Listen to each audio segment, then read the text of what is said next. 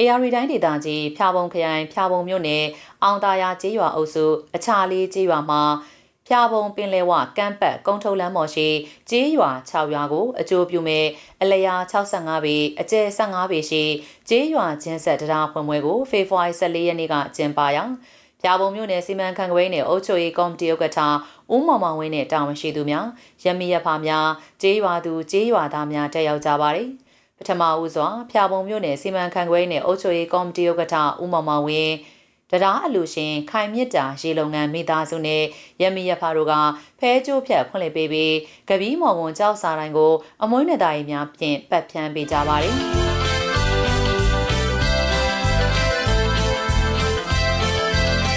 လမ်းငယ်ပါလာလာလာကပုံကိုလေကောင်းတော့တော့ဗျလမ်းငယ်ပါလာလာလာဒီကြောင်ဒီတိုင်းလို့ရှိရတာလမ်းငယ်ပါလာ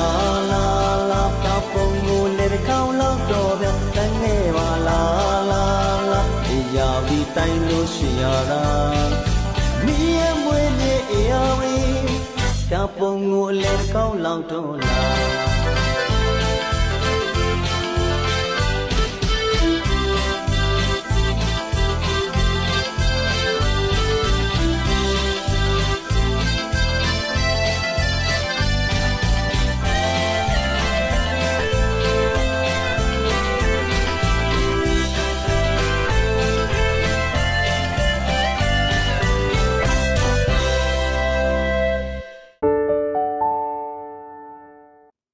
အဲဒီနောက်ဖျာပုံမြို့နယ်စီမံခန့်ခွဲရေးနယ်အုပ်ချုပ်ရေးကော်မတီဥက္ကဋ္ဌက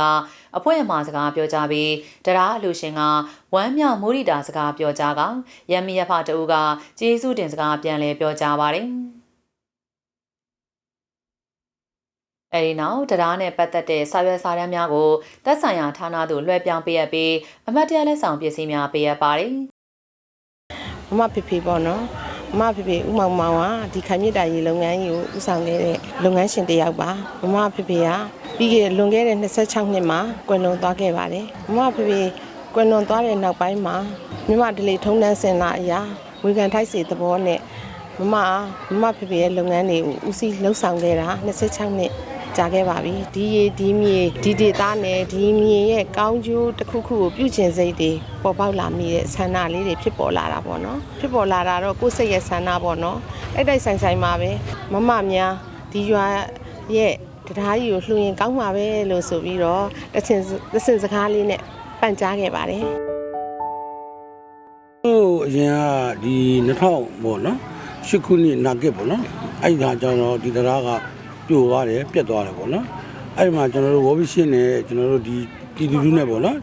ဒါတိုင်းပေါင်းပြီးတော့တရားဆောက်တယ်ဆောက်တဲ့ခါကျကျွန်တော်အတိုင်းငလန်နဲ့ကျွန်တော်တို့အပေါ်ကတစ်နေပေါ့နော်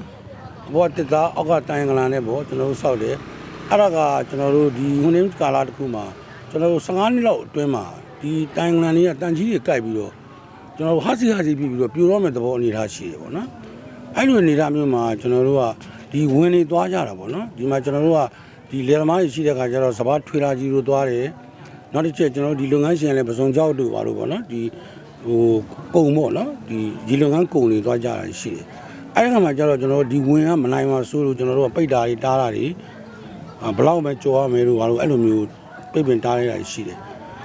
ဟုတ်ကဲ့အဲ့လိုပါအဲ့ရနေပြီးတော့မှစပြီးကျွန်တော်တို့ဒီအမကြီးစီကိုပေါ့နော်ကျွန်တော်ဒီခိုင်မက်တာကြီးကိုကျွန်တော်တို့ဒီကိစ္စလေးကိုလှူဖို့ကျွန်တော်တို့ဟိုအလူခံတယ်ပေါ့နော်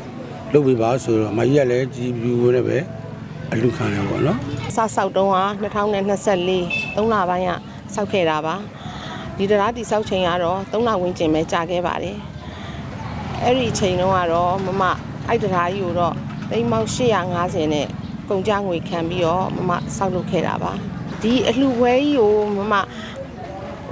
ကြီးကျယ်ခမ်းနားစွာပေါ့နော်ဒါတော့မတို့ရွာရဲ့ထုံးစံလေးအတိုင်းတော့တက်ရက်လှပပကြနလေးဖြစ်ချင်တဲ့ဆန္ဒတွေနဲ့စီစဉ်ဆောင်ရွက်ရတာပေါ့နော်တယောက်တည်းနဲ့လည်းမပြီးပါဘူးရွာမှာရှိတဲ့လူကြီးပိုင်းဆိုင်ရာတွေရောလူလက်ပိုင်းဆိုင်ရာတွေရောလူငယ်ပိုင်းဆိုင်ရာတွေရောပါအားလုံးပေါင်းစည်းညီညာပြီးတော့လှုပ်ဆောင်ရတဲ့ပွဲဖြစ်တဲ့အတွက်ကြောင့်အားလုံးရဲ့အချိန်တွေအားလုံးရဲ့ခွန်အားတွေအားလုံးရဲ့တရားတွေနဲ့လှုပ်ရတဲ့အတွက်ကြောင့်မတော့ ဒီရေဒီမြေမှာမမစီးပွားတွေရှာခဲ့တယ်အကျိုးတွေရခဲ့တယ်ထို့ကြောင့်ဒီရေဒီမြေကပေးလိုက်ကျွေးလိုက်တဲ့အရာတွေကိုဒီရေဒီမြေမှာနေတဲ့ကျေးရသူကျေးရသားတွေကိုလည်းမမလက်ဆောင်တစ်ခုကိုပြန်ပြီးတော့ပေးရမယ်ဆိုတဲ့အသည့်ဖြစ်ပေါ်နေတဲ့အတွက်ကြောင့်အလှပွဲကိုအမရက်ရွေးလိုက်တာမှာ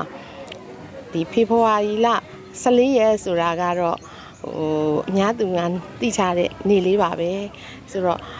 မမကလည်းကျေးရသူကျေးရသားတွေနဲ့ဒီရေဒီမြေကိုချစ်တဲ့ဆန္ဒလေးတစ်ခုနဲ့ဖြစ်ပေါ်တဲ့အကြောင်းအရာနဲ့တအားတိုက်ဆိုင်သွားတဲ့အတွက်ကြောင့်ဒီရက်ကလေးကိုရွေးချယ်ရခြင်းဖြစ်ပါတယ်